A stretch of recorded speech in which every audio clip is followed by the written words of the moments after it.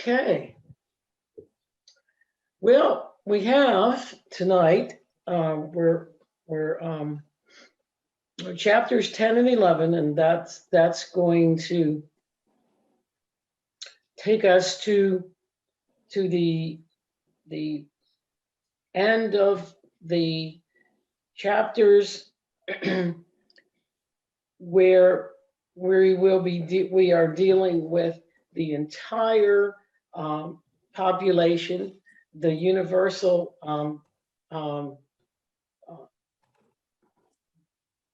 God is universal to all, and then we'll be transitioning to Abraham. So I tell you that I didn't really think there was a whole lot to this, because much of it is, and we're not going to read all the names and whatnot, but much of it is that. But this little story about the Tower of Babel, it just got more interesting, and so let's go ahead and see what we got.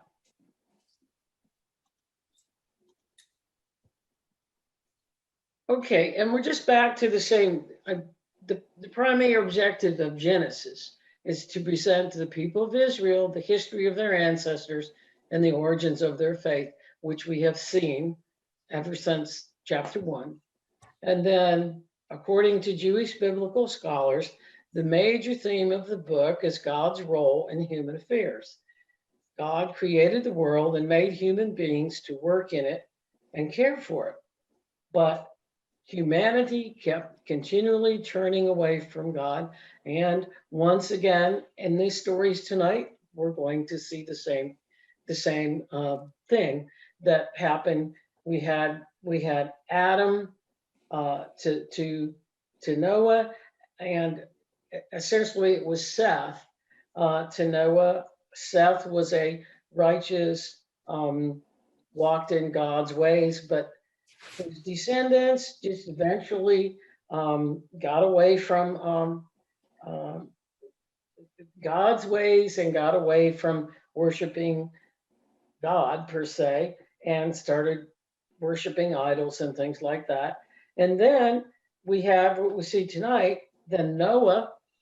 Okay, Noah was the righteous one, and God did away with everybody in the whole world, and Noah Noah started a new covenant, and then his descendants, well, they kind of fallen away too. And so we'll see in the story tonight how that happened and how that works. Okay. And chapter 10 is referred to as the Table of Nations. Do you want to read some of these? Martin is going to join us tonight. Help us read some things. Go ahead. The list is an integral part of the story of God's promise to Noah. It portrays the peoples of the earth related through this promise as one common humanity. The implicit theme of the text is the unity of man within the framework of apparent diversity. There is no reference to race or skin color.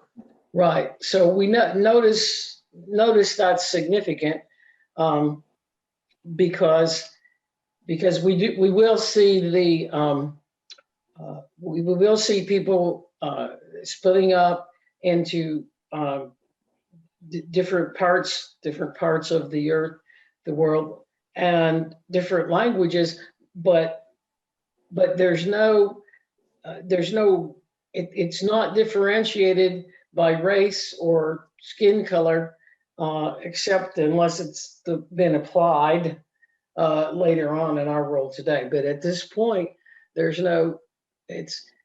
diversity, because people will be speaking different languages, living in different parts of the world, but there's no reference to race or skin color at this point.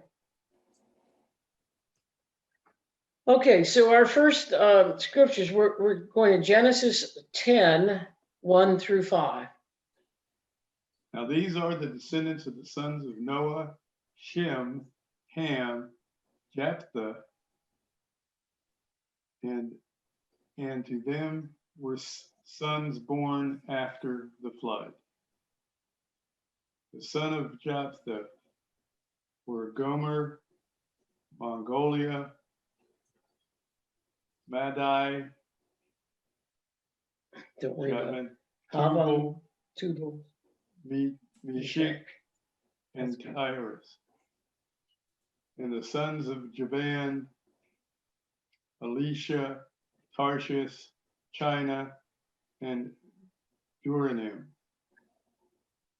And the sons of Javan, Elisha, Tarshish.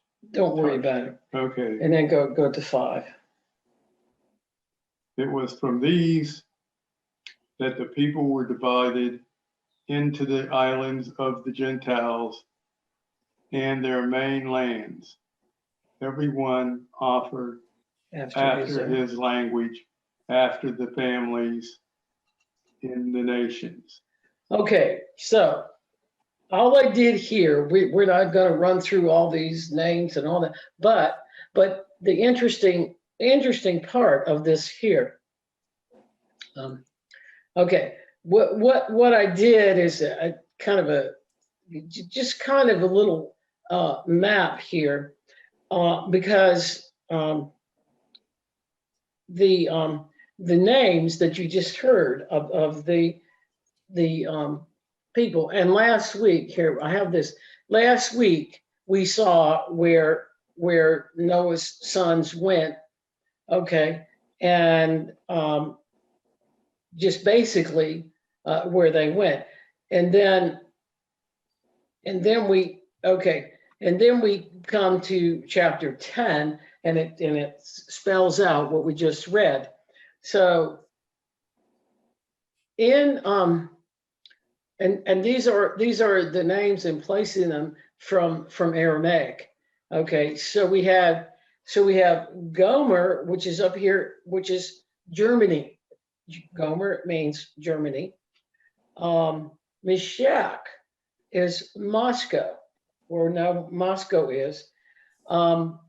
Magog is Magnolia. I mean, geez. Magog is Mongolia.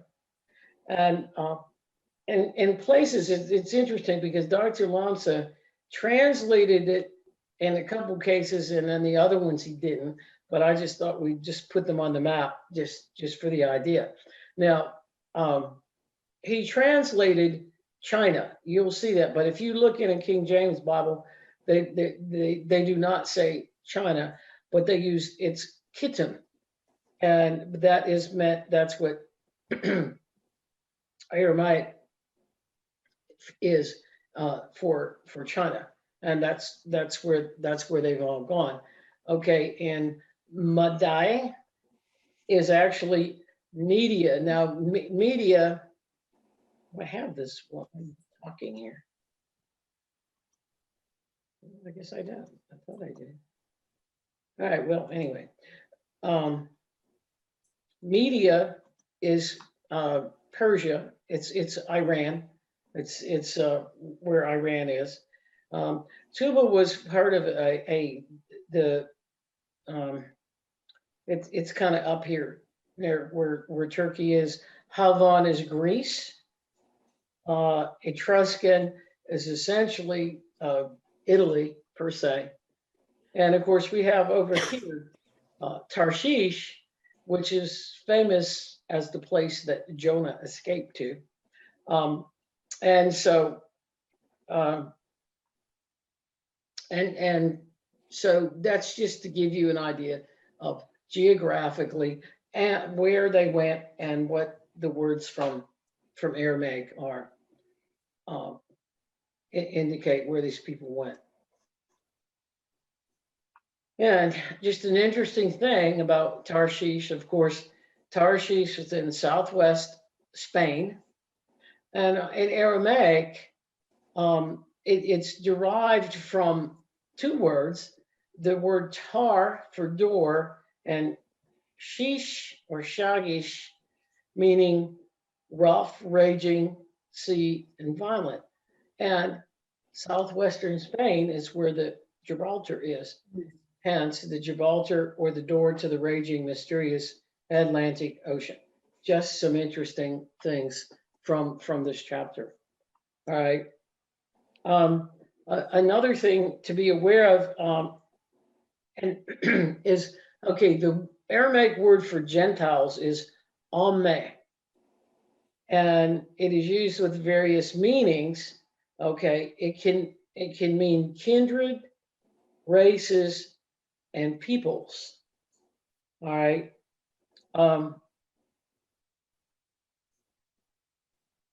And the Hebrews referred to Gentiles as the people, the descendants of Laban, Lot, Ishmael, Esau, who were all part of,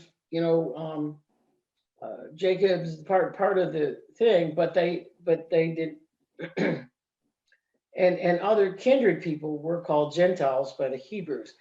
They were like kin by blood, but they weren't part of the chosen. Let's just say the chosen one. So that's the Hebrews referred to them as Gentiles. Now, one of the things that you see in other places in the Bible, and in comparing the Longset to the King James, as you will see that many times they will refer, when this word is used, they will say that it's either pagans or Greeks. Just another mistranslation from Aramaic. Okay, and just a few more. Okay, just interesting words. Okay, the Aramaic word bar, or it looks like Eber when it's written. Okay, it means to cross over, and that's where we got the word Hebrews, that from Aramaic. It means to cross over, and that is the lands on the west side of the river Euphrates. Okay, and then you see here in 8 to 10, you will see the word Arach, which we're talking about Iraq here. And remember that Babylon was in Iraq, and that's where many of the early Christians were in Iraq. I mean, there were the early Christians in the Holy Land. I mean, in Israel and whatnot, Jerusalem. But the real what they say, the real first Christians were from the north, up where Galilee was and whatnot, and Iraq. And of course, in Iraq, I don't know these days because they've been tortured so much and driven out. I don't know if there's any Aramaic speaking villages left, but that's where that there used to be many Aramaic speaking villages left there. And of course, that's the area a little bit north of there. That's where Dr. Alonso is from too. And then last but not least, it is not Gomorrah. Okay, in Aramaic is referred to as Amorah. Okay, just some little interesting things. Okay. All right, Martin, we give this a shot. And Cush begot Nimrod.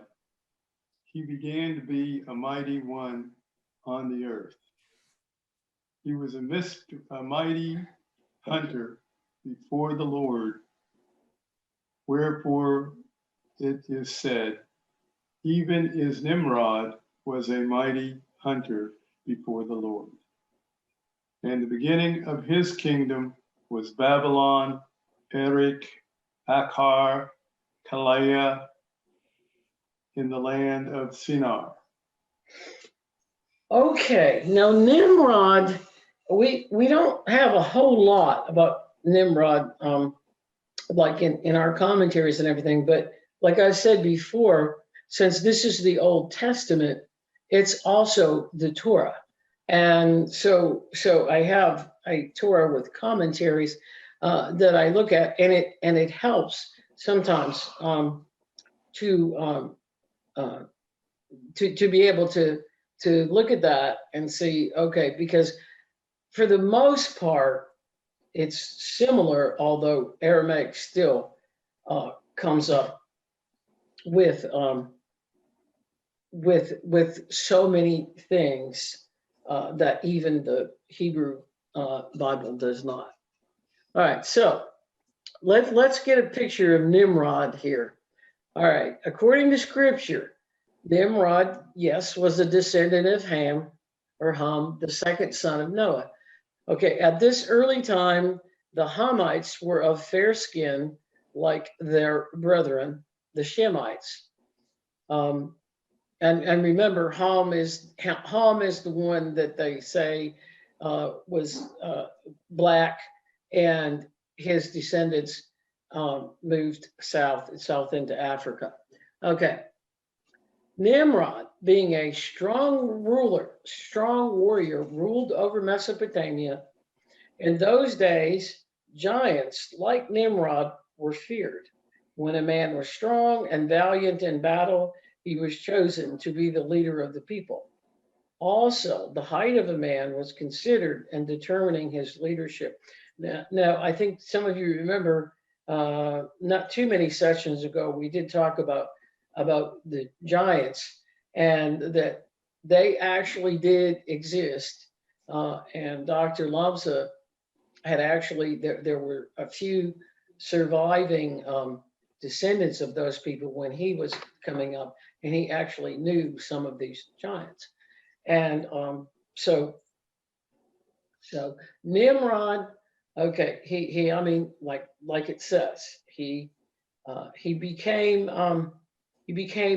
He became a powerful leader and whatnot. And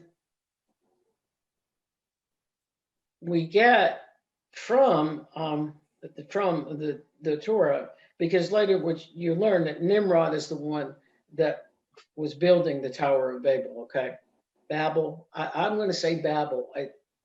Okay, the name means, and this is from the Talmud, this is Jewish, but the name means one who stirred up rebellion, so that people no longer trusted God, but decided to rebel against him. So here we have the theme starting again, falling away from God. All right, now, all right, he wanted the tower to be his throne, so that divine honors would be accorded him. Okay, now, he was a mighty hunter, all right, means that he hunted men's souls. He ensnared them and incited them against God. Now, my picture of Nimrod is I'm sure he was charismatic. People really, he was a great leader. He was a great warrior, and people got into Nimrod. Okay, and more or less, it's my belief that people became so engrossed with Nimrod that they kind of forgot about God and his ways.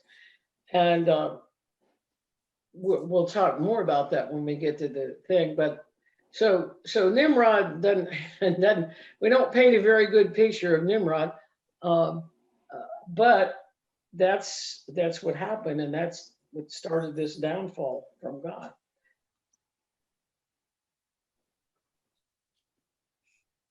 The story attempts to answer two questions. Where did the variety of languages come from? How did man disperse and populate the world? Nimrod building the tower also demonstrates, once again, falling away from God's way. And let's remember, once again, this story is a myth. Okay, it did not really happen. Okay, but it has the idea. Okay, they had okay in Egypt per se. Okay, the pyramids, so to speak, that were built. Kind of what we're going to read about how this was built, and so they had examples, but the story is just meant to it was the writer's idea back then of how people spread out in the world and why we have different languages. But it is a myth. It is a story. Now, if you go on the internet, you go on Google and whatnot, it just slays me.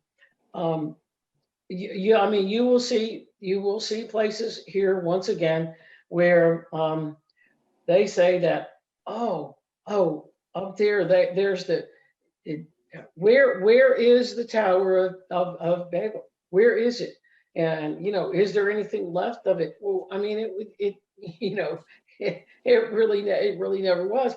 But again, it's the what people do not understand the Bible from the cultural and the literary ancient Near Eastern background. Just don't understand that. So, okay, so just remember it as a myth. It's a great story, and from dreams, visions, and whatnot, you can learn a whole lot.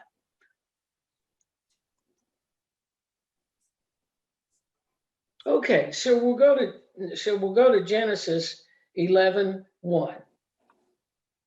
Now the whole earth spoke one language and with one manner of speech. Okay. The people in the area of Shinar spoke one language. All right. Now, and by the way, Shinar is Iraq, and Babylon is Nimrod seemingly was the one who first started building up Babylon too. Okay, so that might be real, but Shinar is in the area of Iraq. Now, see, we get to chapter 11, and it says, "And the whole earth spoke one language, and with one manner of speech." And then the story, of course, is going to talk about, well, that's not necessarily going to be true. But we just read in verse 5, it's a contradiction that the people were divided into the islands and their mainlands, everyone after his language, after their families, in their nations. So, it's just a little thing in the Bible. You find contradictions. And that's the contradiction here. But essentially, it says, "In the whole earth spoke one language and with one manner of speech." But here we are again. It's that area that spoke one language and one manner of speech. And it was, it was just the people, the descendants of Noah and whatnot, that essentially. Okay, so we go to the actual story. In verse 2. And it came to pass, as men journeyed from the east, they found a plain in the land of Shinar, and they settled there. All right. Now, this is interesting symbolism here. Okay. This is in the commentary, but all right. There's the word in there, manecha, in Aramaic, means the rising of the sun or east, okay? The sun rises from the east. Therefore, manecha metaphorically also means light. In the Near East, the term light likewise means truth. Okay. Now, the opposite word, marba, derives from Arab, meaning sun setting, darkness, or west. Was often used to symbolize darkness. Now let's go to this biblical days. In biblical days, people used the word east referring to going in the right direction toward light, truth, and good guidance, and the word west was often used to symbolize darkness, going astray and moving away from the light. Okay, and notice from the scripture, they journeyed from the east. Okay. They journeyed from the east symbolically means they strayed from the true path. This is this falling away from God again. That is, they forsook the ways of God. This is the reason people were confused, okay, and continued to wander aimlessly from place to place. Now, we're going to talk more about that in just a minute. When they strayed from the path, they were deceived by the material world on which they relied for guidance and security. When people lose a true path, they wander after the imagination of their own hearts and they confront problems and difficulties that they fail to solve or overcome. Okay, now, you know, this sounds so much like us, like our world today. The material world. We get so caught up in the material world, which, and you know, the world of power and material stuff and whatnot, that you know we lose our way, and and we think, I mean, this is truly American. We think that we can do this ourselves. Now, I mean, how many times have you heard, well, I can do this myself, and it is it is kind of the American way with the competition and whatnot, and you know, when you focus in and it says, now, if you want to get this far, whether it's in your job or you want to do this, then you got to do this, thus, and so. And we have these goals and we have them written down and whatnot. And so we get caught up in them and we don't think about this idea, of course, this is what Jesus taught, of this idea of listening, you know, listening to God or to get the ideas to get it right. And that is what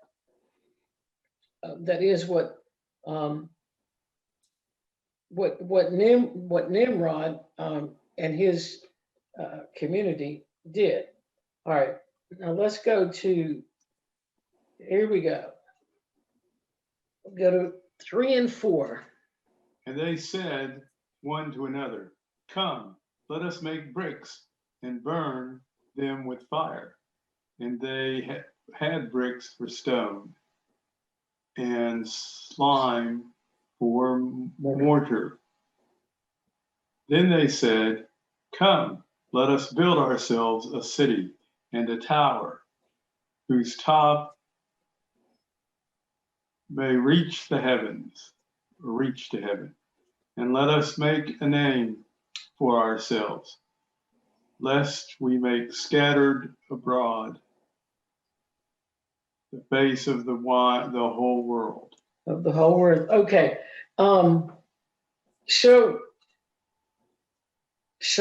Nimrod, remember he had many followers who just really, but I don't know how we would say it here, but Nimrod had gotten so powerful, and he was really into himself. And so his idea for building this was that it's kind of like they would be the the chosen ones. They would be God, and they'd build their tower up to God, and so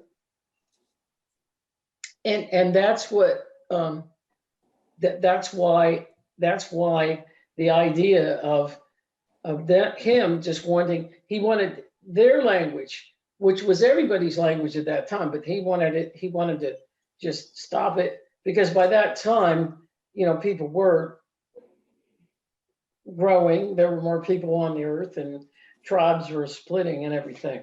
Okay, so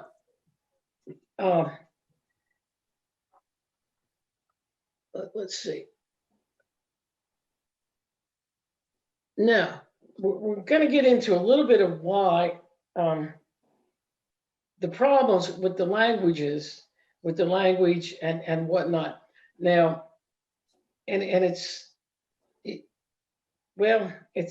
not interpreted totally differently, but this is the practical idea of the communication and the tower. All right, according to the height of the Tower of Babylon created a communication problem for the builders. Okay, the structure was so high that they could not hear one another clearly. Now, remember, and I don't know if you've ever seen movies of how they made the pyramids and whatnot, but it took a very long time to do it, and it was all by hand. And at that time, of course, elevators, telephones, and other means of communicating were unknown. So, and everything, it was done by hand. I mean, they made the bricks, and then they put them. So when a mason called for bricks, they probably sent him mortar, or when he asked for mortar, they may have sent him timber. Because remember, here you go, you got somebody 50, 60, even 100 feet up in the air doing bricks, and you got somebody on the ground, and they can't hear, and so they became confused. The higher the building grew, the more difficult, confusing, and hopeless the task became for the builders. And when they realized, now this is and when they realized that heaven was not just over the clouds and could not be reached, the builders abandoned the project and started to disperse in different directions. Now, this is like the practical interpretation. All right, this is from the commentary, if you have your commentary. All right, and they said one to another, "Come." We already read that. Okay. As the tower grew in height, it took 1 year to get bricks from the base to the upper stories. Thus, and once again, this is a midrash from the Jewish commentary, but it's just really good. It relates to falling away from God's ways and whatnot. Okay, thus bricks became more precious than a human life. When a brick slipped and fell, the people wept because of all that work in the years. But when a man fell and died, no one paid attention. Just interesting, interesting comment. Okay. But again, that's a myth, correct?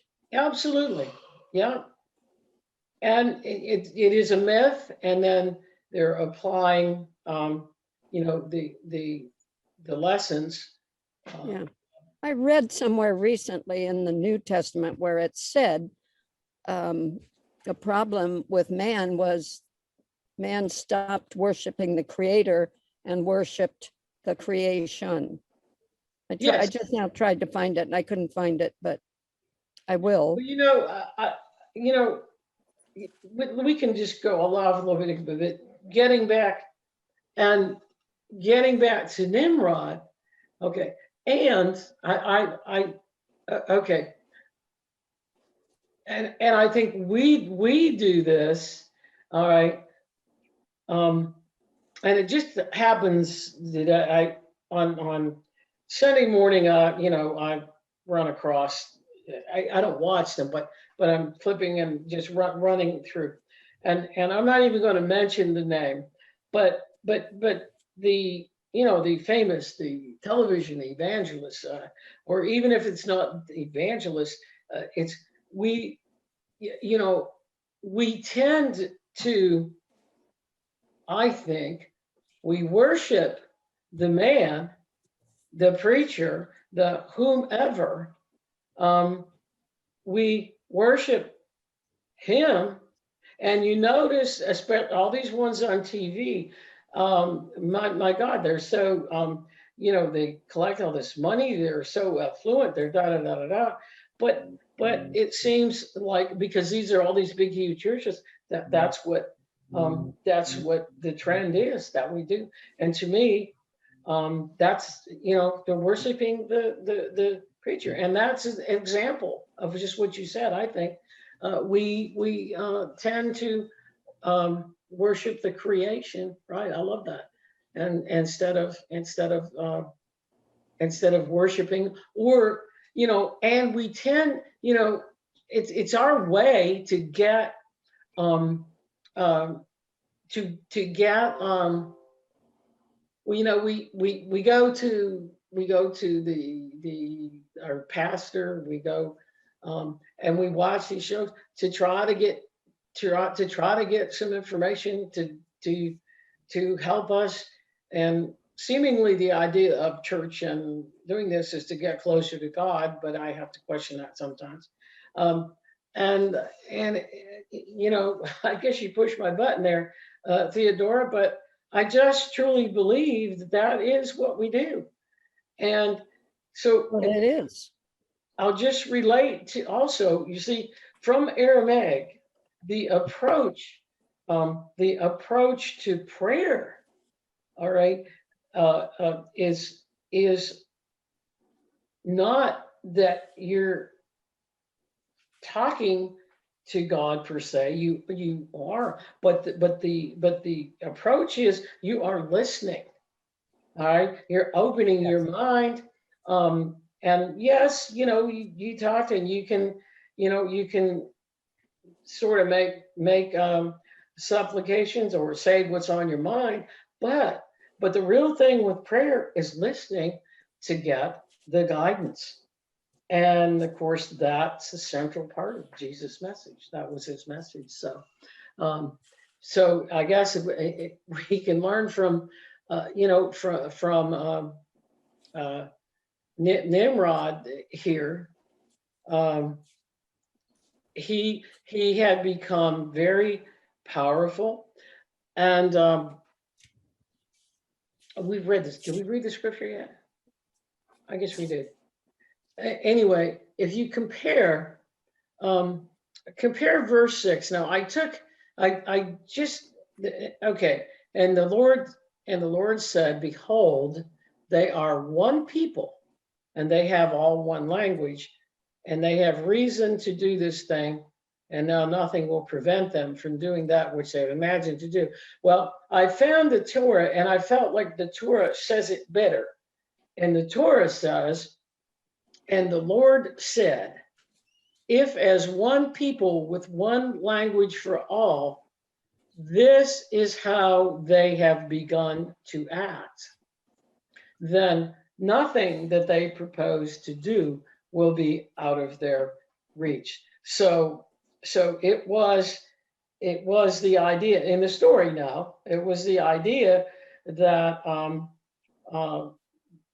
that one language and that Nimrod and his people would get out of hand, that would powerful, and that's what happens when we get too powerful and we just forget about where all of this comes from, all of our.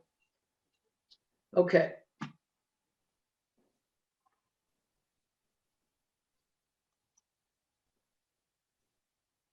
And therefore, they called the name of it Babel, because it was there that the Lord confounded the language of all the earth. And from there, the Lord scattered them upon the face of all the earth. Now, God didn't do this, okay? This is a story. This is a myth. This is the storyteller telling what he believed, how he believed that the one language and the one people got scattered out, and how the world became populated. But it's just his story. So God didn't really have anything to do with it directly. Also remember the belief system of the time. This is a myth, but the writer had the belief system that God would do this, that God, so I had to read this. I had to read this several times to make sure that I could really explain it, sort of. But confounded, okay. And I'm sorry, but I just hadn't heard that word in a long time. But confounded just means to cause confusion. So God, according to the writer, okay, the people, all right, the people that we just said that were up 50 feet high, and they were trying to talk and everything, and to instruct those down. Well, God caused them that they couldn't understand each other, which probably they couldn't by the time they would yell back and forth. But God did that, and God, and God made it so that there would not be just this one language and in this one area upon the earth. So confounded means to cause confusion, and the word Babel means a confusion of sounds or voices, and that is what naturally would have happened had they been building this. And again, if you've ever seen the videos of how the pyramids got built, I think you can understand that there would be confusion, and so that's the story of the Tower of Babel. So we just go back to the front. Very simply, where did the variety of languages come from? Well, and how did man disperse and populate the world? Well, it's very simple. Okay, as the different tribes and each generation, as they grew, all right, remember they were land, they had sheep and goats and whatnot. But as they grew, their flocks grew bigger, and they had to split up and move to different areas. Just like, Ham went south, Japheth north, and all that kind of stuff. Well, I mean, that was very natural. That's why. And once they once they got in their own little communities and, you know, up north, down south, or whatever, they developed their own dialects. And so, and it's no different, really, even in this country today. You know, I challenge anybody to go up there to Tennessee in the real areas, and you will see a different language. Trust me. And you know, when we want to understand it, it's still, you know, it's still kind of English, but it's a natural thing, and that's really how it, you know, that's really how it happened. But they put this Mystified. this in there to well, who knows why they put lots of things in the Bible. And then I have another quote from the uh, uh, from the Torah that I have. And basically, the problem of the people of Babel was their mindless affluence. And I know that's kind of put differently, but it was. They, you know, they thought they were it.